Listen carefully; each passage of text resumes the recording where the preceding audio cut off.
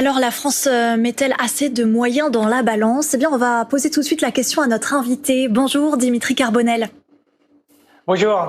Vous êtes entrepreneur, spécialiste du changement climatique et auteur du livre 2050 Crash ou Renaissance concernant donc cette rallonge de 12 milliards d'euros sur le budget de MaPrimeRénov'. Est-ce que c'est une bonne nouvelle pour l'environnement? Alors, la partie financière est effectivement un point qui est effectivement essentiel, mais c'est largement insuffisant. Je m'explique. Il y a plusieurs choses. Le premier point, c'est qu'il faut vraiment qu'on axe sur la rénovation globale.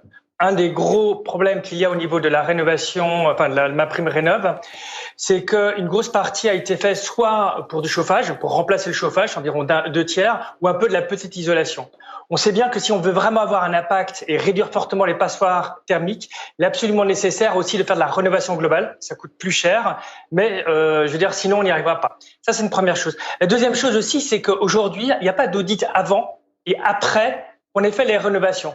Or, si on veut savoir si on a vraiment amélioré les choses, il faut faire un bilan avant et après.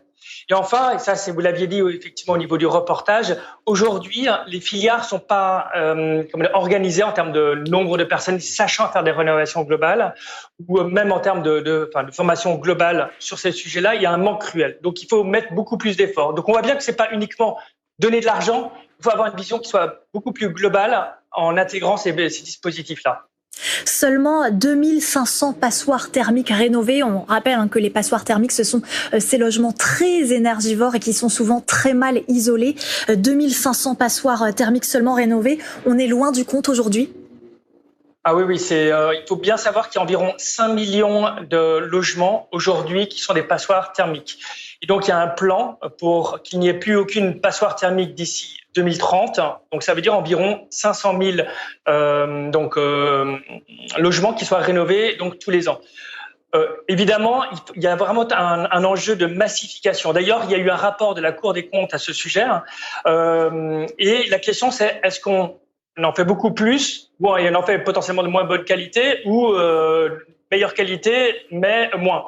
Et je pense qu'il y a un vrai enjeu autour de ça, et je pense qu'il faut vraiment monter en fait une filière, certainement avec des partenaires. Il y a que ce soit des Saint-Gobain, des Schneider Electric, des Legrand, mais aussi bien sûr avec les fédérations sur ce sujet, pour monter cette filière parce que c'est aussi source d'emploi. Mais aujourd'hui, on est très très loin du compte, et c'est d'autant plus gênant qu'avec l'augmentation des prix des matériaux, on risque d'avoir de plus en plus de difficultés à atteindre cet objectif. Des difficultés qui ont été soulignées notamment hier soir par l'insoumis François Ruffin dans l'hémicycle de l'Assemblée nationale, qui s'est inquiété du rythme de cette rénovation qui ne serait pas assez rapide et qui estime qu'il faudrait 2000 ans pour venir à bout des passoires thermiques au rythme actuel, ce qui montre que, encore une fois, il faut aller plus vite et plus loin. Oui, effectivement, encore une fois, il faut structurer la filière. Et puis, il y a aussi une question de priorité. C'est quand même intéressant de voir que d'un côté, il y a environ, je crois que c'est de l'ordre de 7 milliards qui ont été mis pour le carburant. Et proportionnellement, il n'y en a que 2 milliards qui ont peut-être un peu moins, mais qui ont été mis pour la rénovation thermique. Alors que la rénovation thermique, d'un côté, c'est quelque chose, c'est durable, ça a un impact direct aussi sur les budgets. Alors ça prend toujours un peu de temps, il faut entre 3 à 6 mois pour faire une rénovation globale. Alors que, disons que tout ce qui est parti dans le carburant, c'est parti en fumée, si je puis me permettre.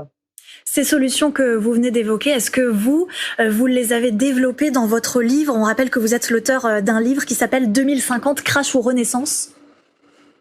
Oui, tout à fait. Et je pense que il y a plusieurs points par rapport à ça. C'est aussi de mettre en capacité les territoires pour apporter effectivement des éléments en termes de rénovation thermique, mais aussi apporter de l'autoconsommation. Mais dernier point, c'est aussi comment est-ce qu'on peut parvenir à réduire notre impact environnemental, mais aussi réduire aussi notre consommation énergétique. Il y a vraiment une part de sobriété, une part de solutions qu'on peut faire à court terme, et puis des solutions qui peuvent être à long terme. Et puis l'autre point qui est important, c'est aussi que l'État et les régions facilitent cette transformation avec les territoires et donnent des moyens aussi aux territoires pour pouvoir le faire. Merci beaucoup Dimitri Carbonel d'avoir été en direct avec nous dans ce journal. Je rappelle que vous êtes l'auteur du livre 2050 Crash ou Renaissance.